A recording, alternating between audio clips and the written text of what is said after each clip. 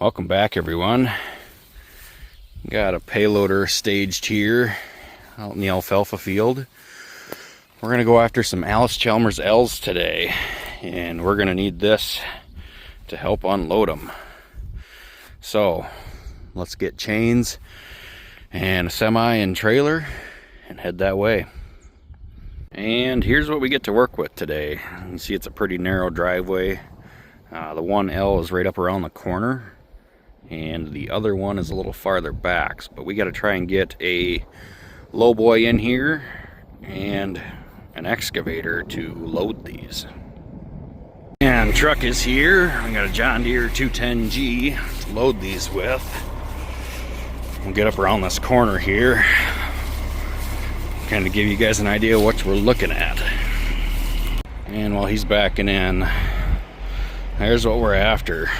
It's an Allis Chalmers L with a Baker blade. And then there's another one farther back.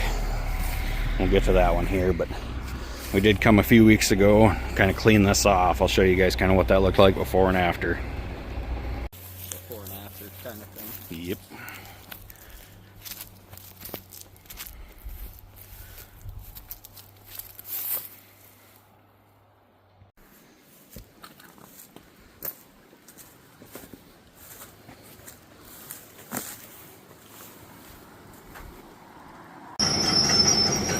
And while he's bringing that over, here's this other L. This is an LO, and I'll show you guys the before and after of this.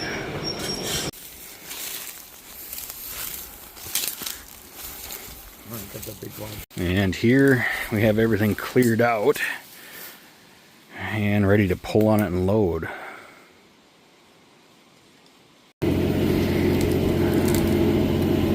There she comes. She's gonna roll right out of there for us today.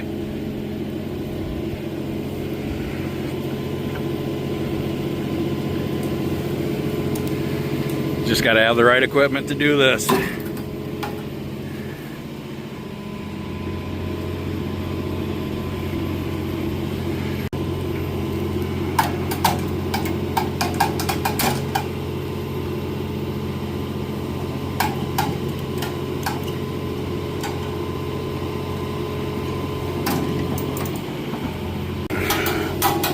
Shorten up the chain a little bit. We'll walk her where we want her now.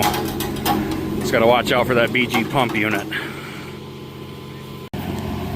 Nice big tow hook up front, push bumper, grill guard. And this one says it's an L, but the engine is actually an LO. We'll just keep walking her back to the trailer.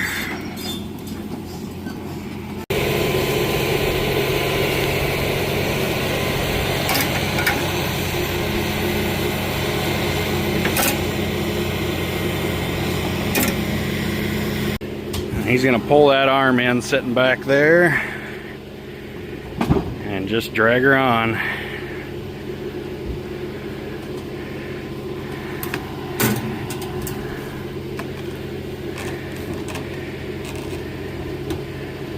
Look at that. Not a problem. Well, we're gonna get this one chained down, hit the road, unload, turn around, do it again. We're back to where we started this morning. He'll pull away here.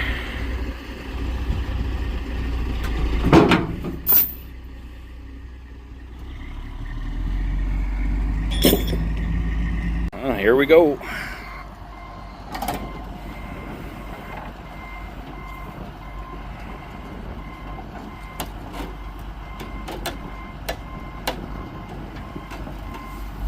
I don't think this is going to be as epic as the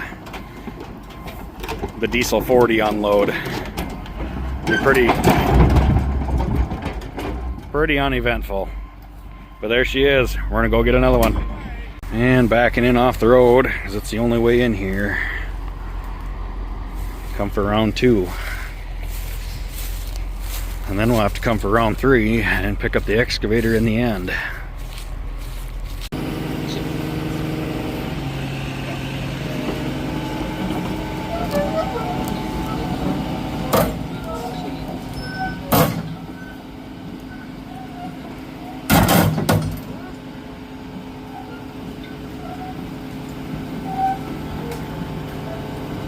walk her right out.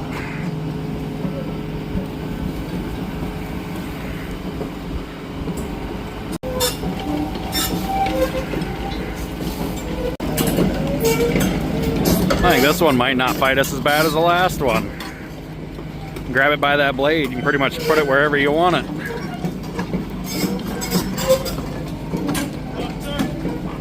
Try and push on it with the thumb here, maybe. Well, maybe not.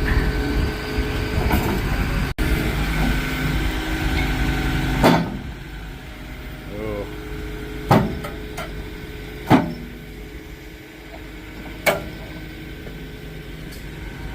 Walk her in with a thumb. Everybody was worried about the blade. We should have loaded this one first. This one ain't fighting near as bad.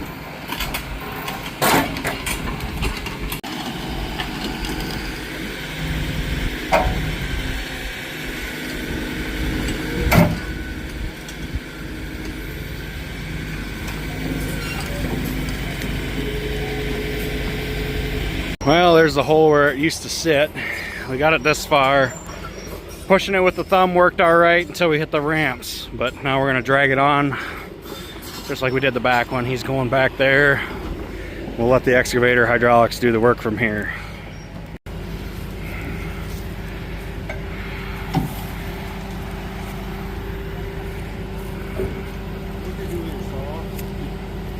It's good. Yeah. I mean, you know where it's at. Yeah.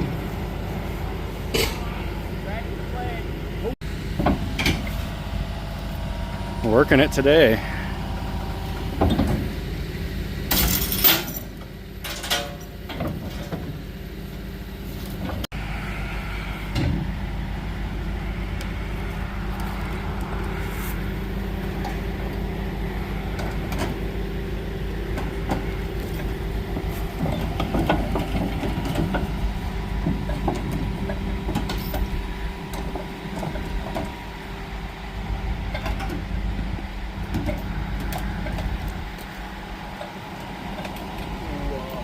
Loaded and chained down.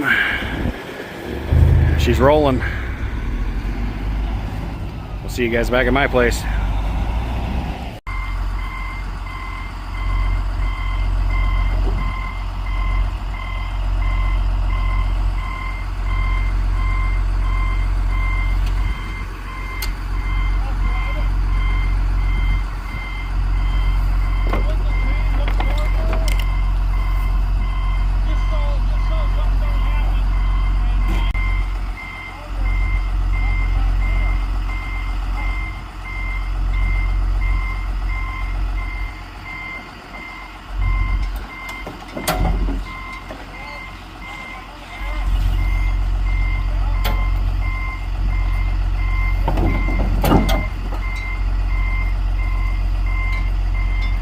Watching that radiator, making sure we don't.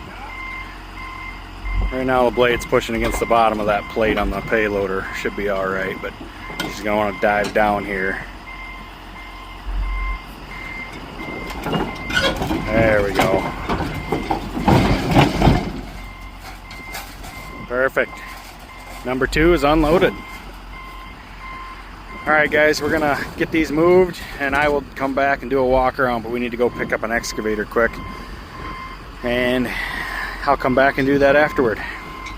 Alright guys, made it back here. So we're gonna start with this one. This is the first one we hauled home.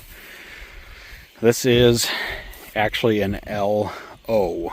This badge is technically wrong. It should be an LO side on this. And the reason I know that is this is where your injectors used to go. They're obviously long gone, no longer used. That was kind of a common thing. I believe the injection pump, yep, would have been ran off right where that block off plate is.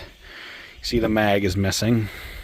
It does have a generator because these did have electric start.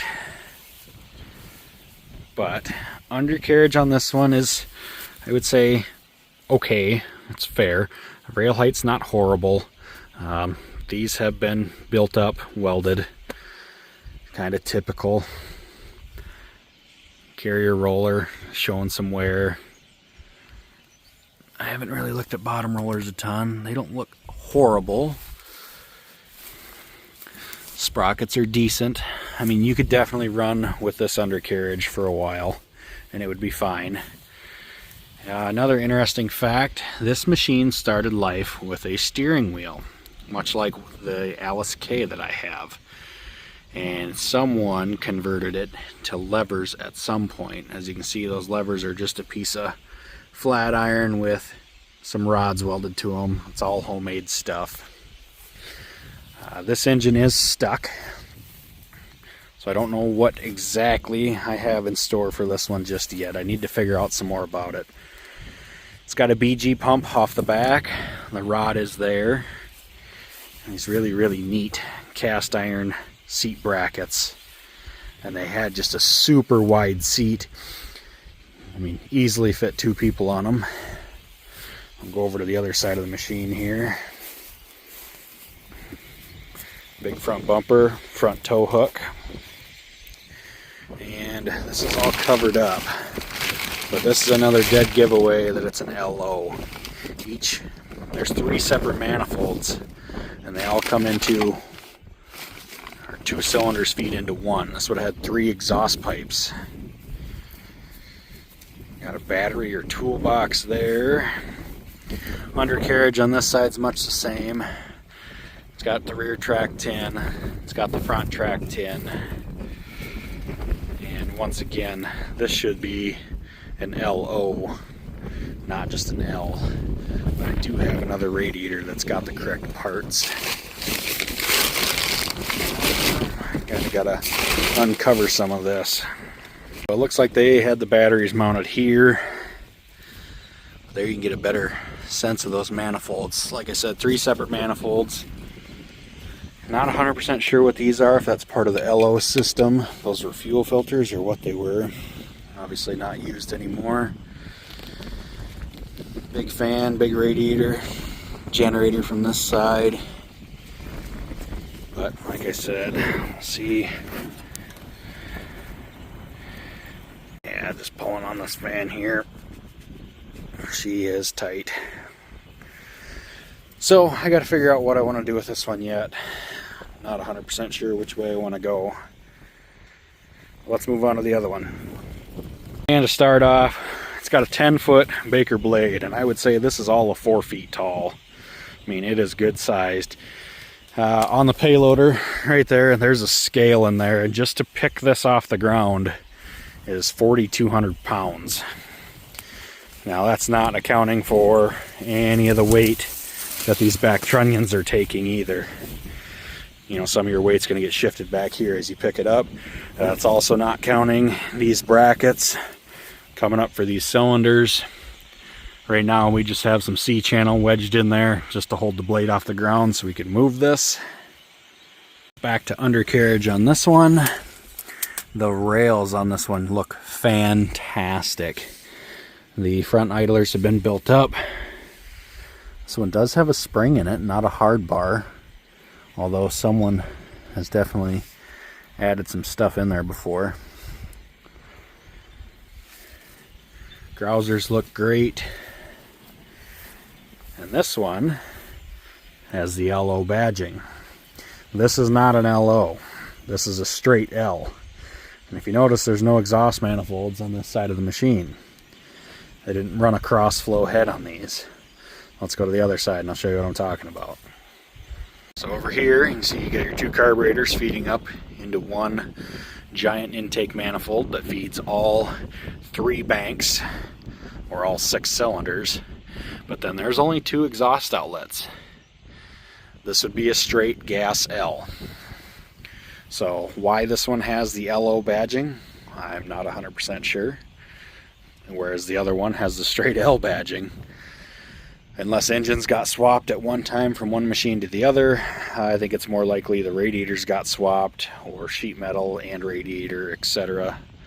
Either way. Undercarriage on this side, very similar. You can still see a lot of the paint on the chain links themselves.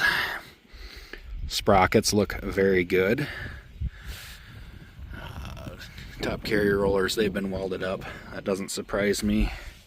Once again, got all this huge bracketry, big baker blade. Someone did some nice torch cutting to get the hydraulics through there. That is a hydraulic pump driven right there for that baker blade. That's interesting. I didn't notice that until now. Very cool. Must run off the side of the transmission, I suppose, would be where that would line up at. You got a reservoir up here, bunch of hoses in that. As you can see, all this stuff. To me, this is junk. I think this baker blade is probably going to end up in the scrap bin. Unfortunately, if we go back to the other side here,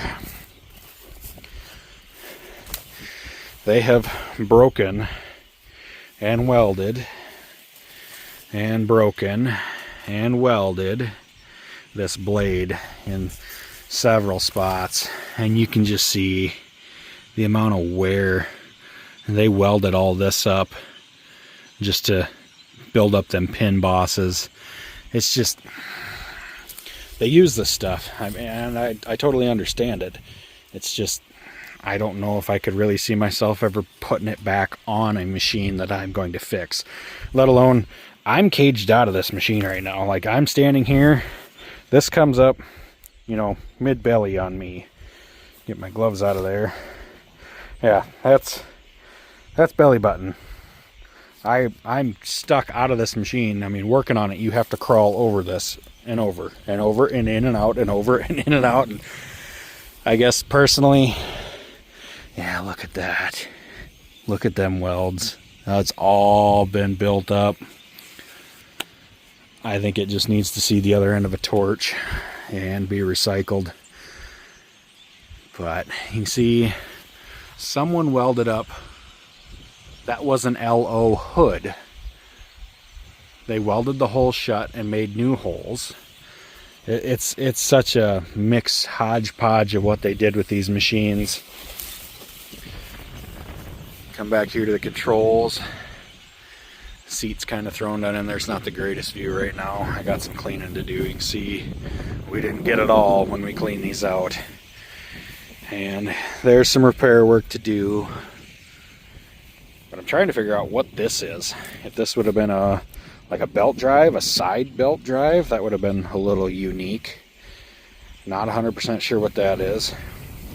This drawbar, I don't know how they bent. That's a 1-inch plate. And they figured out how to bend it. But now, tons and tons of work to do here. The saving grace of this machine. Let me get to the other side again. And here's the saving grace of this machine. Watch this lower pulley here. You can hear the mag click. She turns all the way over. So, with this engine being loose, this one I don't think is too far off from running. We'll have to see if we have spark. Go through the carbs, clean out the fuel system. The tank is disgusting. I already looked through that. Oil, surprisingly, doesn't look too bad. But there's definitely some work to do. Up on top here you can see someone tried to weld the LO hood's exhaust shut. They made 2 new holes over here and added another hole for the breather, which, like I said, wrong hood. Come in here once. Yeah, we're not going to see much, but you guys get the gist. It's all rust inside. That's all going to need to be cleaned out. Up in the operator's platform, clutch lever here needs to be freshened up. It's quite loose. Same with steering clutch levers here. They are tight side to side, but they are obviously way out of adjustment. You can see where it's actually been rubbing the dash. Over here, you got your shifter. I believe this is a high-low lever, throttle, gauge panel. And then over here would be your hydraulics for the blade. So I hope you guys enjoyed the video from today, the loading out and the short walk arounds. I never did check the oil on this one with the covers on it. It has oil in it, that's good. It's not rusty either. The dipstick's not. But these machines are going to need a lot of work, a lot of tender loving care. Let me know what you guys think about the blade on this machine. I personally just think it needs to go away. Is it neat? Yes, absolutely, but the time and money to restore it, to fix it back to what it should be, I just don't know if it pencils out. But thanks for watching, everyone. Let me know what you guys think. We'll catch you on the next one. Stay tuned. There will be a Will It Start video for this one coming hopefully rather shortly. Thanks, everyone.